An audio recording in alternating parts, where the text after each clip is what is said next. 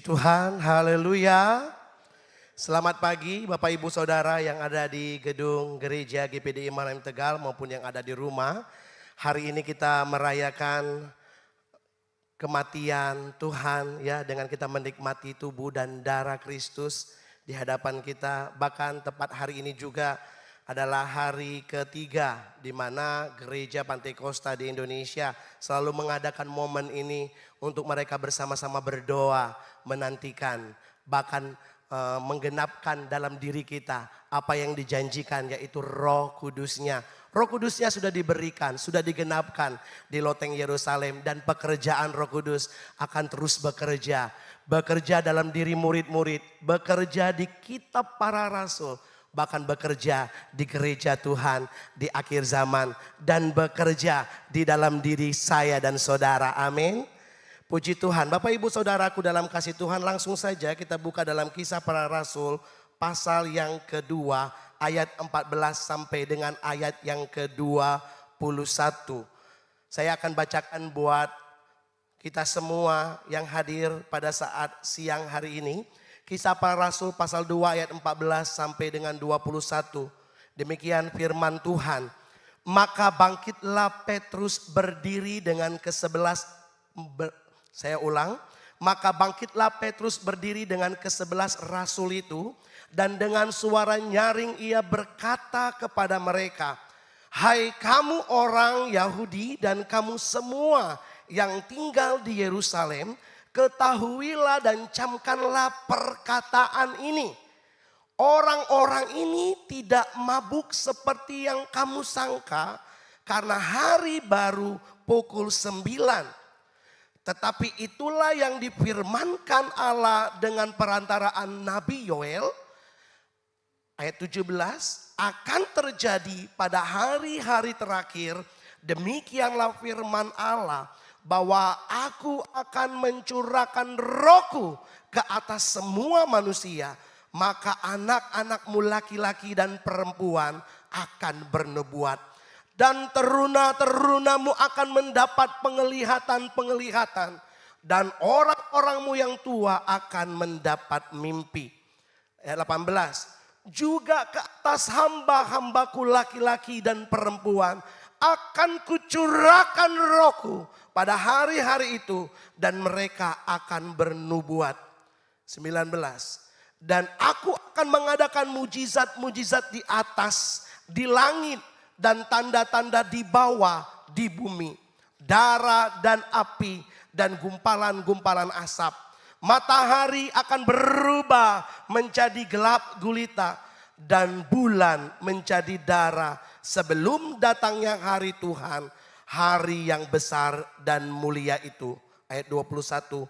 "Dan barang siapa yang berseru kepada nama Tuhan akan diselamatkan." Puji Tuhan, bahagialah kita sudah membaca, mendengar, terlebih berbahagia kita yang melakukan setiap firman Allah. Bapak Ibu Saudaraku, saya memberi judul Saat Roh Kudus Dicurahkan. Kalau kita membaca kembali Kisah Para Rasul, bagaimana ribuan orang berkumpul, baik orang-orang tinggal di Yerusalem, baik orang-orang yang ada di penjuru dunia, mereka yang menganut agama Yahudi, mereka yang mengadakan acara adat istiadat di mana harus merayakan hari Pantai Kosta. Mereka berkumpul, berbondong-bondong.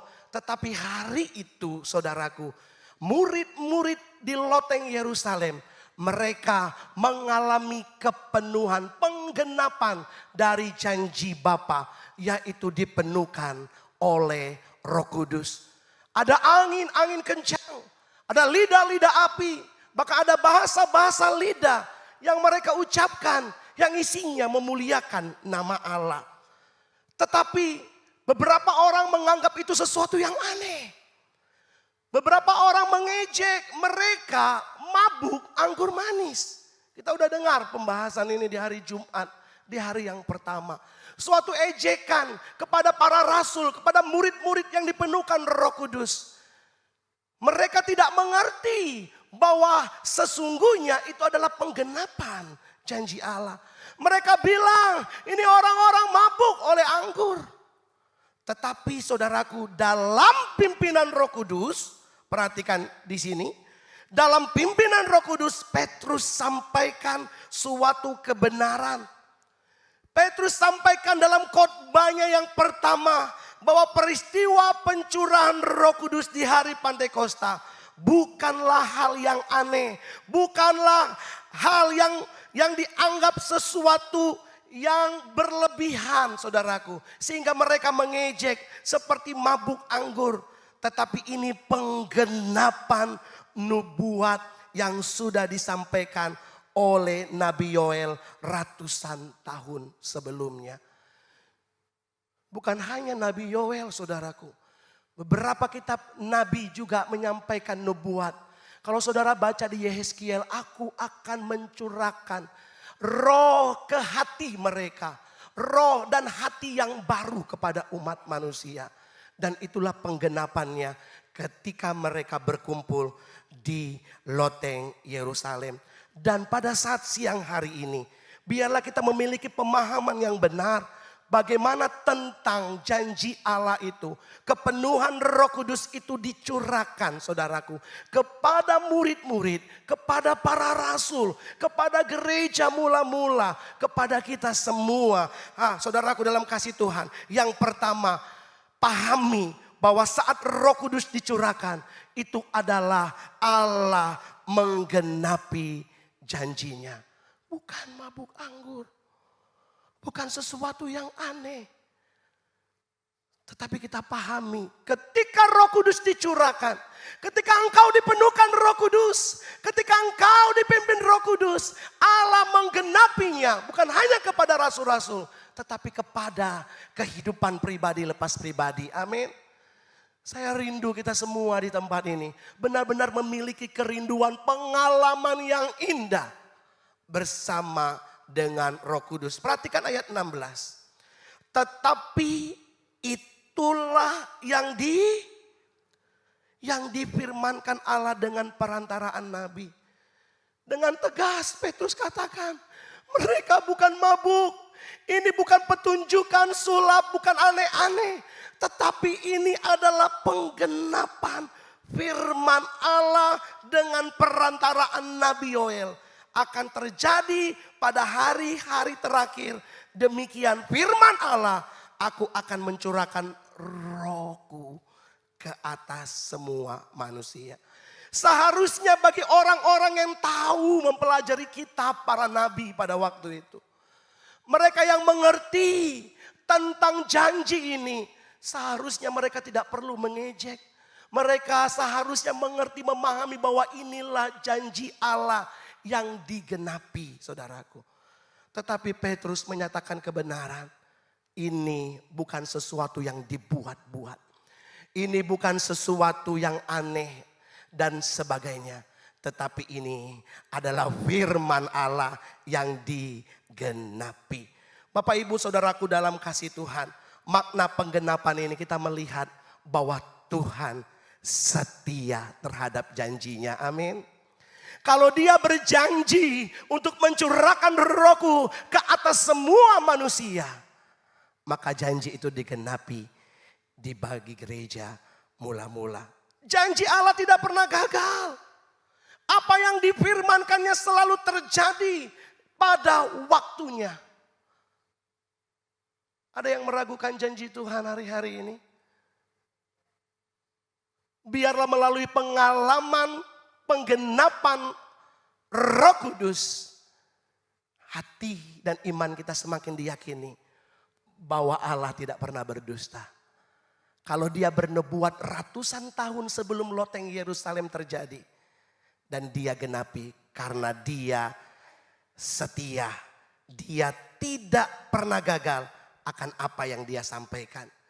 Tuhan setia terhadap janjinya, janji yang dibuat ratusan tahun sebelumnya. Digenapi persis apa yang dikatakan Nabi Yoel. Perhatikan bilangan 23 ayat 19. Allah bukanlah manusia sehingga ia berdusta. Bukan anak manusia sehingga ia menyesal. Masakan ia berfirman dan tidak melakukannya?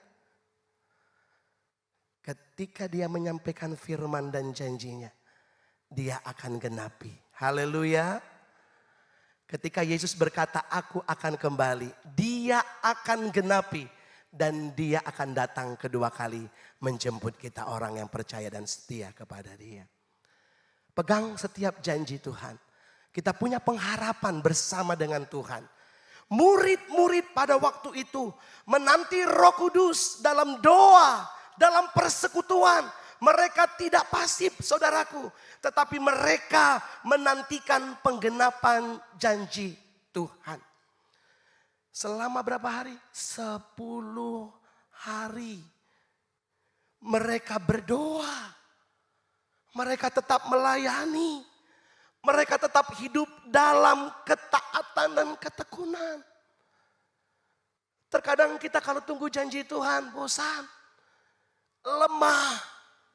Terkadang kalau kita menunggu janji Tuhan, terkadang saudaraku kita mundur. Kita tidak setia. Perhatikan murid-murid dan banyak orang pada waktu itu. Banyak orang tidak mengalami janji Tuhan. Karena apa? Karena mereka tidak menanti dan tidak percaya akan janji yang disampaikan Nabi Yoel. Tetapi murid-murid mereka berdoa. Mereka melayani. Mereka tetap hidup dalam ketakutan. Jangan ragukan janji Tuhan. Amin. Janji Tuhan itu digenapi dalam hidup saya dan saudara. Bahkan terlebih yang kita nanti-nantikan. Yang kita rindu-rindukan. Yaitu dipenuhkan oleh Roh Kudus. Roh Kudus bukan hanya pengaruh. Bukan hanya sekedar kuasa. Tetapi Roh Kudus adalah pribadi Allah. Pribadi Allah yang memiliki pikiran, perasaan. Pribadi Allah yang memiliki pengetahuan, memiliki kehendak. Dan dia ingin saudaraku memenuhi saya dan saudara. Sebagai penggenapan ini janjiku bahwa aku akan mencurahkan Rohku kepadamu. Kalau Tuhan sudah berjanji artinya apa? Roh Kudus yang diberikan adalah sesuatu yang penting. Adalah sesuatu yang berguna buat kehidupan kita. Yang kedua saudaraku. Ketika Roh Kudus dicurahkan. Roh Kudus diberikan kepada semua orang percaya. Perhatikan ayat 17. Akan terjadi pada hari-hari terakhir. Demikianlah firman Allah. Bahwa aku akan mencurahkan apa? Rohku ke atas semua manusia. Maka anak-anakmu laki-laki dan perempuan akan dapat karunia dari Roh Tuhan.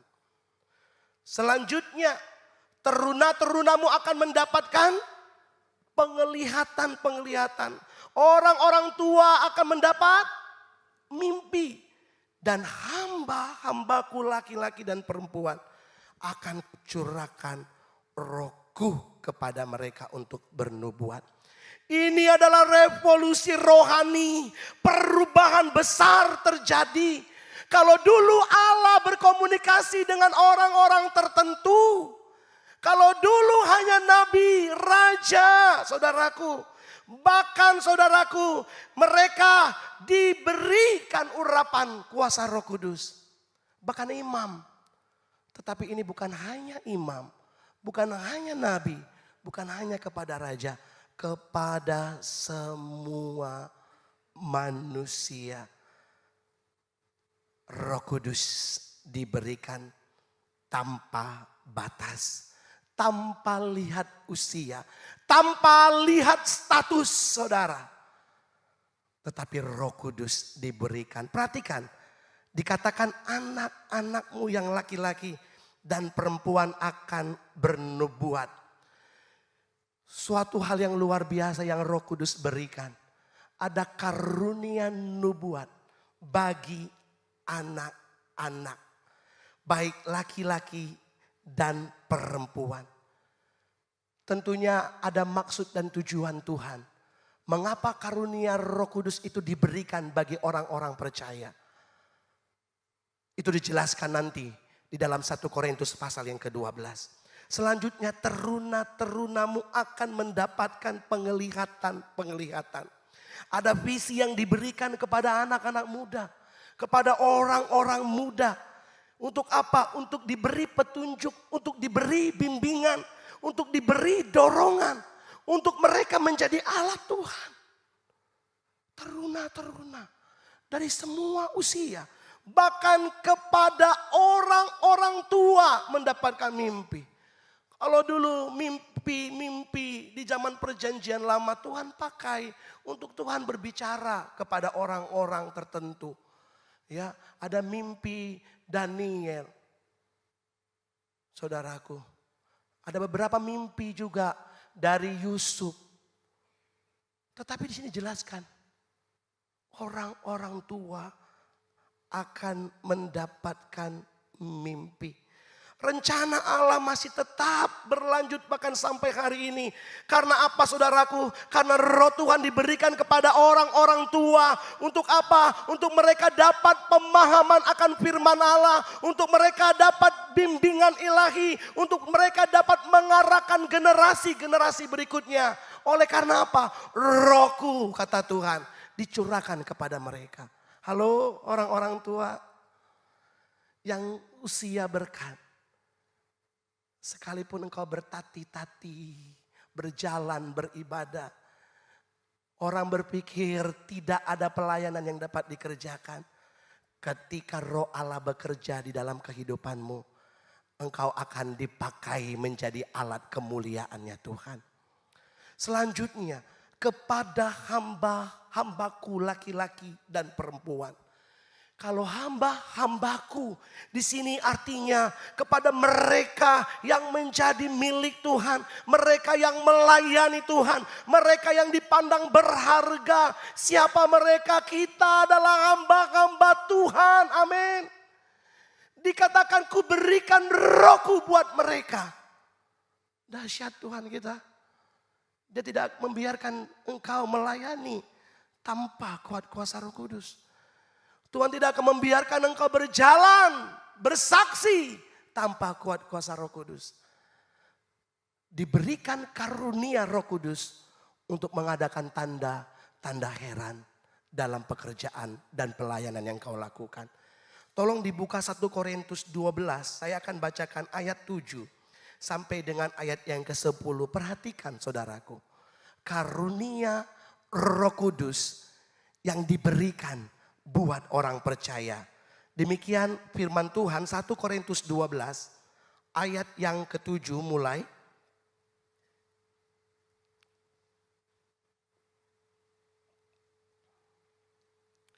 Tetapi kepada tiap-tiap orang dikaruniakan pernyataan roh untuk kepentingan bersama. Sebab kepada yang seorang roh memberikan karunia untuk apa? Berkata-kata dengan hikmat. Dan kepada yang lain roh yang sama memberikan karunia berkata-kata dengan visi diberi. Penglihatan mimpi diberi. Selanjutnya saudaraku, kepada yang seorang roh yang sama memberikan apa? Iman. Kepada yang lain memberikan karunia untuk menyembuhkan. Kepada yang seorang memberikan kuasa untuk mengadakan mujizat. Dan kepada yang lain memberikan karunia untuk bernubuat. Bukan hanya nabi. Tetapi karunia Roh Kudus kepada hamba-hambaku. Kepada teruna-teruna. Kepada orang-orang tua. Rohku kuberikan. Lanjut saudaraku. Dikatakan saudaraku, kepada yang seorang ia memberikan karunia untuk membedakan macam-macam roh. Kepada yang lain ia memberikan karunia untuk berkata-kata dengan bahasa roh. Dan kepada yang lain ia memberikan karunia untuk menafsirkan bahasa roh itu. Tetapi perhatikan ini, semua ini dikerjakan oleh roh yang satu dan yang sama. Yang memberikan karunia kepada tiap-tiap orang secara khusus seperti yang dikehendakinya. Seperti yang dikehendakinya. Artinya apa? Ada hati-hati yang rindu. Ada hati-hati yang terbuka. Ada hati-hati yang siap. Bagaimana Roh Kudus itu digenapi dalam diri saudara. Dan Tuhan akan karuniakan karunia Roh Kudus dalam diri saudara. Untuk apa? Untuk pembangunan tubuh Kristus. Untuk pekerjaan Tuhan, untuk gereja, untuk menjalani hari-harimu yang begitu sulit saat-saat ini. Roh Kudus akan membimbing engkau. Roh Kudus akan menolong engkau. Baik engkau anak-anak, baik engkau remaja pemuda, bahkan engkau tua-tua, bahkan engkau hamba-hamba. Tuhan bekerja di dalam kehidupan kita. Amin. Terbukalah dan milikilah rasa haus. Mengapa kami pakai momen 10 hari ini? Supaya jemaat bertumbuh. Supaya jemaat mengalami bukan hanya dipenuhi. Tetapi dipimpin oleh Roh Kudus. Bahkan di jam-jam ibadah. Saudara dapat rasakan Roh Kudus melawat setiap kita. Amin. Dan yang ketiga. Saat Roh Kudus dicurahkan. Saudaraku. Itu artinya tanda akhir zaman. Hari Tuhan sudah dekat. Perhatikan. Dan aku akan mengadakan mujizat-mujizat di atas, di langit. Dan tanda-tanda di bawah di bumi. Darah dan api dan gumpalan-gumpalan asap. Ayat 20. Matahari akan berubah menjadi gelap gulita. Dan bulan menjadi darah sebelum datangnya hari Tuhan. Hari yang besar dan mulia itu. Jadi ketika Roh Kudus itu digenapi di loteng Yerusalem. Ketika Roh Kudus itu digenapi dalam kehidupan kita. Kita diingatkan bahwa kedatangan Tuhan sudah dekat. Bahwa akhir zaman itu sudah dekat. Sudah ada tanda akhir zaman. Jadi pencurahan Roh Kudus bukan hanya tentang berkat penggenapan janji Bapa. Tetapi saat Roh Kudus digenapi, rencana besar Tuhan tentang akhir zaman dibukakan, dinyatakan. Tujuannya apa saudaraku? Seperti kata-kata yang sangat mengerikan. Di atas langit ada tanda-tanda, di bawah di bumi ada tanda-tanda yang begitu mengerikan. Tujuan Tuhan sampaikan tentang ini saudaraku, supaya kita bertobat. Percaya kepada Kristus dan hidup dalam kekudusan sambil menanti kedatangannya. Dan yang kedua, supaya keadaan akhir zaman menyadari kita pentingnya keselamatan dan pemeliharaan dari kuat kuasa Roh Kudus. Sangat jelas firman Tuhan, tidak menakut-nakuti. Dibukakan ketika Roh Kudus itu digenapi, tanda akhir zaman sudah dekat. Perhatikan saudaraku, mujizat di langit, di atas dan tanda-tanda di bawah. Ini melambangkan saudaraku sesuatu kejadian-kejadian besar dan luar biasa menjelang kedatangan hari Tuhan. Bapak Gembala sudah sampaikan bagaimana tanda-tanda meterai itu dibuka. Saudaraku, perhatikan, bisa diklik, darah dan api dan gumpalan-gumpalan asap.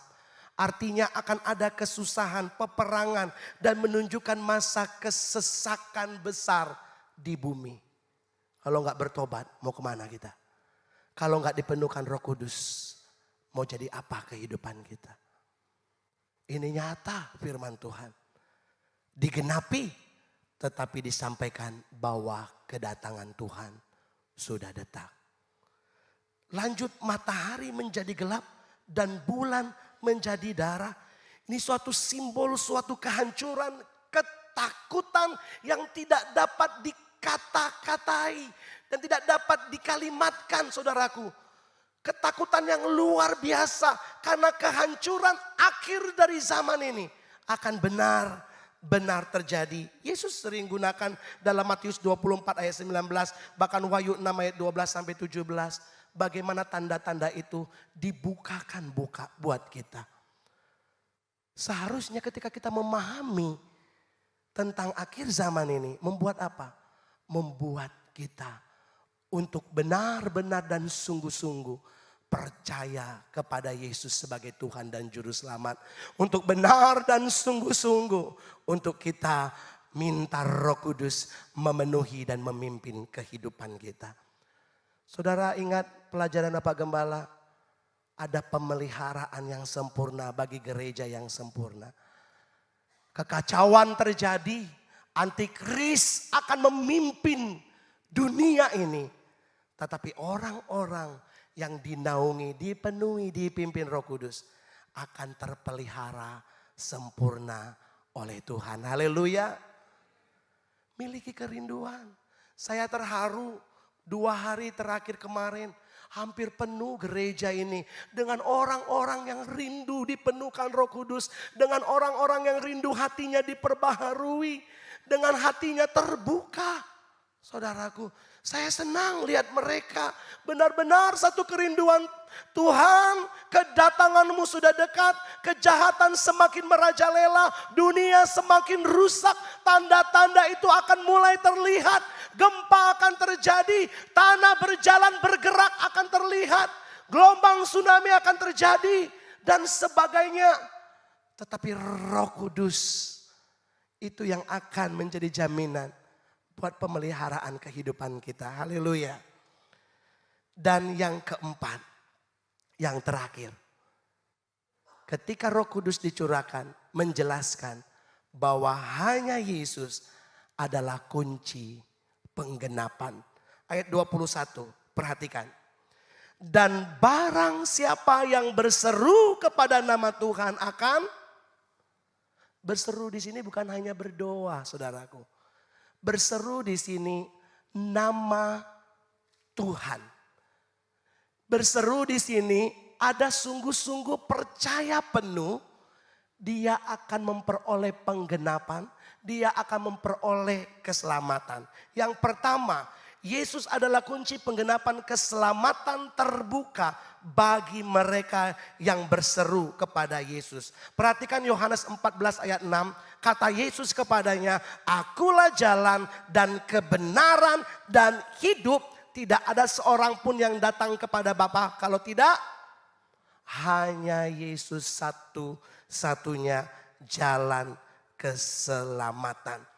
Dalam khotbah Petrus pun, Petrus singgung kisah para rasul 2 ayat 32 sampai 36. Tapi saya tidak baca semua, saya baca ayat 36. Jadi seluruh kaum Israel harus tahu dengan pasti bahwa Allah telah membuat Yesus yang kamu salibkan itu menjadi Tuhan dan Kristus. Tadi Pak Gembala katakan tidak ada pencurahan penggenapan Roh Kudus kalau tidak melalui lebih dulu fasenya apa? Kematian Yesus Kristus. Tubuh dan darah Yesus. Yesus adalah kunci penggenapan. Milikilah keselamatan dalam Yesus. Milikilah iman yang kokoh di dalam Yesus. Dikatakan jadi seluruh kaum Israel harus tahu dengan pasti. Allah telah membuat Yesus yang kamu salib menjadi Tuhan dan Kristus. Wah, mereka terharu. Mereka menangis. Mereka bertobat. Bahkan mereka berseru kepada Petrus, apa yang harus kami lakukan? Hendaklah dirimu bertobat dan dibaptis dan engkau dipenuhkan oleh Roh Kudus. Hanya Yesuslah penggenapan kunci untuk kita boleh diselamatkan. Yang kedua, hanya Yesuslah sebagai kunci penggenapan janji penyucurahan Roh Kudus digenapi di dalam kehidupan kita. Perhatikan Yohanes 16 ayat 7.